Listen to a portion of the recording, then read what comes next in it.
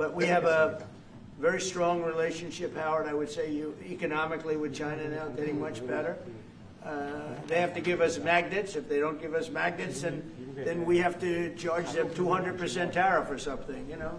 But we're not going to have a problem, I don't think, with that. I think that's perhaps behind us. You know, China intelligently went and they sort of took a monopoly of the world's magnets. And nobody needed magnets until they convinced everybody 20 years ago, let's all do magnets. There were many other ways that the world could have gone. But so it'll take us probably a year to have them. We're heavy into the world of magnets now, only from a national security standpoint. But we have a powerful thing. It's airplane parts. They have many Boeing jets. You know, they had 200 jets that didn't fly. And I've sent them all, based on his word, I sent them all of the parts so their planes can fly. I could have held them back. I didn't do that because of the relationship I have. And their planes are now flying. You know, we had 200 of their planes were unable to fly because we were not giving them Boeing parts purposely, because they weren't giving us magnets. Therefore, we weren't giving them. But we have a much more powerful thing, that's tariffs.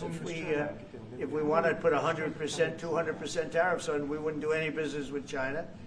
And, you know, that would be okay, too, if we had to. But the magnet situation, we have tremendous power over them, and they have some power over us with magnets. We're going to have a lot of magnets in a pretty short period of time.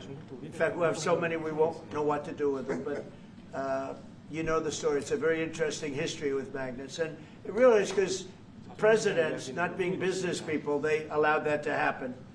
And they shouldn't have. But we have much more. I mean, look, in terms of playing the cards, we have much bigger and better cards than they do. But with that being said, I think we have a great relationship. I spoke to President Xi fairly recently, and at some point, probably during this year or shortly thereafter, we'll go to China. And I think we're going to see a magnificent sight. It's a great country.